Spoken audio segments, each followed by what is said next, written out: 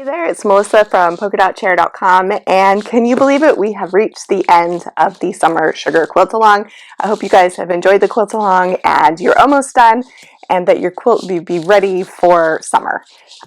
This week we are talking about the flower quilt blocks and finishing the quilt. So before I jump into giving you the detailed view of how to make the flower quilt blocks, I just want to kind of very quickly cover finishing the quilt. So you have a bunch of quilt blocks all sewn and close to 12.5 inches. And the finishing for this quilt is really straightforward. There's not anything too crazy. The quilt just features 2.5 inch sashing between all the blocks and on the top and bottom rows. So just sew your blocks together with the sashing in between and then sew the rows to each other, and that's it. So let's talk a little bit about this flower quilt block. Most of the time when you see flower quilt blocks like this, they are English paper pieced, which is a technique where you fold fabric around paper in a shape and then hand stitch it. And you absolutely could do that with this block if it's something that you're comfortable with and something you're familiar with.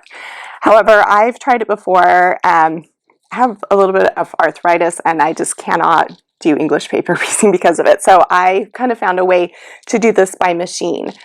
I don't know if this is the proper way to make this block, and I will just say that right up front, but I have found a way to make it that I feel like it looks nice. And the block, I'll walk you through the steps, but pretty much you're just covering the tops of the curves with a lining piece of fabric and turning it to the back side and stitching it down so that you have a nice finished edge on your block. A couple of things with this block. Make sure, like with all of them, that you go slow. And if you are using white fabric for parts of your block and your background fabric is darker, you're probably going to want to go ahead and line these. On mine with the light blue, I have some of the blocks that I lined and some I didn't line, and honestly I cannot tell the difference after it's been sewn into the quilt. But if you do have a darker background with white fabric, go ahead and just use a little bit of very lightweight sew-in interfacing. Just put it behind the block before you place it down, and in the instructions I'll kind of note when to do that if that's something that you need to do. So let's get going. Let me show you how to make this block. I hope, like I said before, I hope you've enjoyed the quilt along. I definitely plan on doing this more during the year and throwing in some other projects. There will be another sew along this summer for a fun, simple, fast project, so make sure you keep an eye out for that. Let's start making this flower quilt block. If you're following along on the pattern, the quilt block pattern begins on page 17, and there is a template on the last page for the petals that you need to trace. I recommend, since you're going to be doing a lot of these, getting a piece of template plastic and tracing it on that. This is thin template plastic. This is really thin. I cut this with my Cricut, but if you're going to cut it by hand, you can use thicker template, but this is just going to hold up better. Another option is to trace the pattern piece onto cardstock and laminate it and cut it out, and that will help it hold up a little bit better too. You need to cut out 12 petals for each of the blocks, 6 in one color and 6 in another color. Here is one of my petals, and then you've also cut a bunch of pieces of 1.5, I think it's 1.5 by 3.5 inch fabric, but just double check the pattern to make sure that that is right.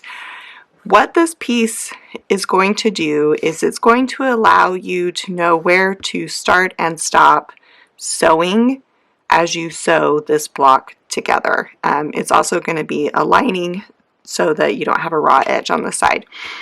For this part, what I like to do is just come in and finger press this so I kind of know where the middle is, and then do the same thing with this piece. And I forgot to grab my pins, but you're definitely going to want to pin this. So place this, use your cutting mat kind of as a guide so you know that everything's right side up and perpendicular and all that kind of stuff. So you're going to line up the center of this with the center of the rectangle, and this is why I like to press that fold so that I know that this is straight across, like the center is running straight up and down, and that this right here is like that on the top. Just make sure it's flush on the top.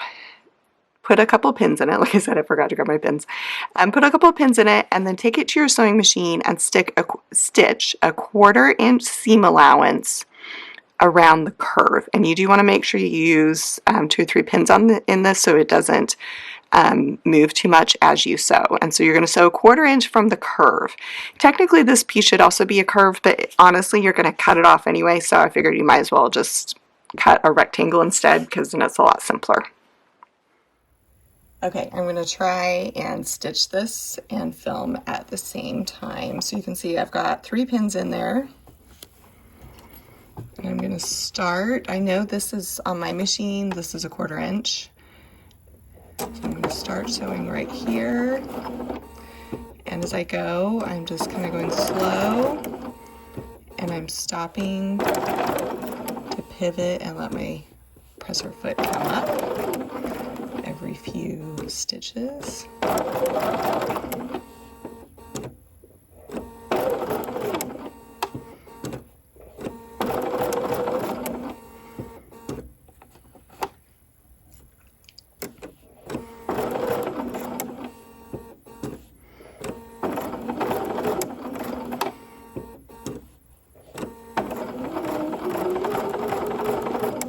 And I get to the other side. See how that has been sewn. I've taken my scissors and I have trimmed the excess fabric off, and then I've come in and put a clip every little bit. Excuse my nails, I'm sorry. We have been doing yard work this week, and I go and get them done and then they look like this after. So it's just not working out for me right now. So what you're going to do is now you're going to turn this right side out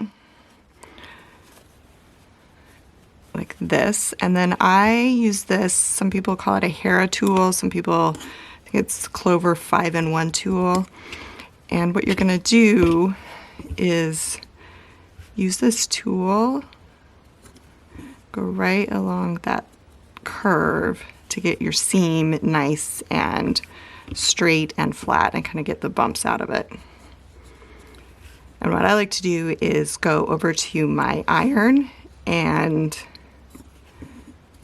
steam it and press it at the same time I do this. And then just make sure as you do that that everything kind of stays lined up. And then press that in place and repeat that for all 12 of your pieces. After that, you're going to start sewing your pieces together.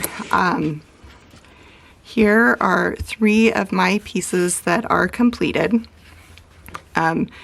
I recommend sewing these together into groups. Let me double check what I recommended in the pattern. Okay, I recommend sewing them 6 at a time. So you're going to alternate prints. I should have stitched a white one of these as an example for you, but I'll keep sewing them and show you. But pretty much all you're going to do, assuming this one's white and it's been pressed, is you're just going to line them up on top of each other and start sewing, pin it, and sew a 1/4 inch seam along the length of that. And what that will do is that will catch that little edge so you don't have a raw edge. And you're just going to keep sewing until you have 2 sets of 6 petals each. All right, I have 2 sets of 6 petals sewn to each other. Now, I lay this on my cutting mat, and this should be pretty close to straight along this bottom edge. Also make sure as you alternate that it lines up. So I am going to show you, because I ran into something with some of my petals that you might run into with yours. So if you look at this one, you can see I am off by quite a bit. And I can tell from looking at this that what I have done is my seam allowance here and here is too large. This is not a 1/4 inch seam allowance, and what that's done is it's kind of thrown the arc off a little bit. So what I'm going to do is come in and double check, and I'm going to unpick this piece and re-sew it, making sure that I get that scant 1/4 inch seam allowance. After I'm sure I've got two kind of half, let me zoom this out a little bit so you can see it better. I've got two half flowers. I'm going to just place them right sides facing, and after I fix that seam allowance, those should line up, and just stitch the last two pieces in place and press the seams. I did press all of my seams to one side. Of course, I picked the one that doesn't look very good. I pressed all the seams to one side, and you've just got your lining piece here at the top, so it looks like all the little Dresden petals have socks or something on. After you've sewn all your petals together, you're ready to add the flower to the block. I have my square of fabric cut out as directed in the pattern, and I have just pressed it in both directions so I kind of know where center is. And then you are just going to come in and lay your flower piece down. It takes some time and get it in the right spot. There are, see, I can even tell this is like not centered, but you want to make sure you've got a 1/4 inch on all the edges for your seam allowance.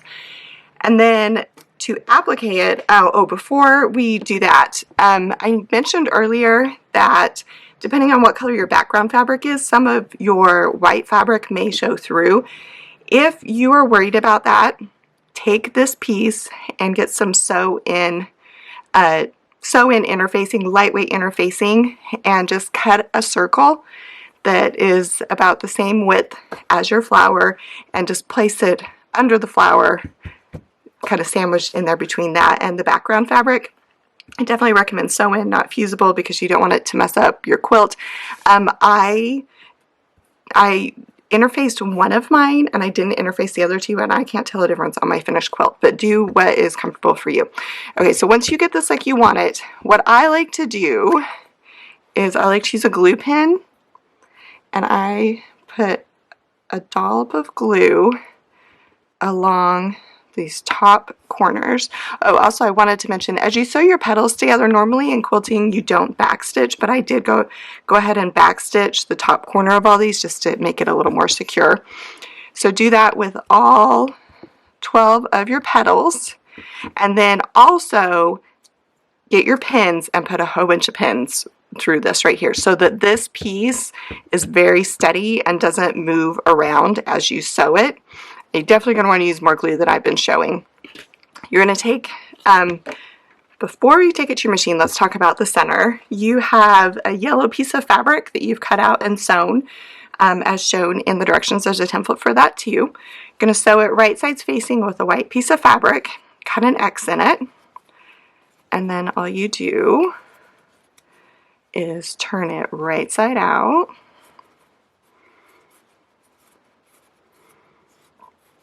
And take it to your iron and press it. And then you are just going to place that circle on top of the center of the flower block. Also, go ahead and use some glue and lots of pins. Press it. After you put your glue down, if you take it to your iron, the iron will kind of help hold that glue in place. I'm using Sew Line glue.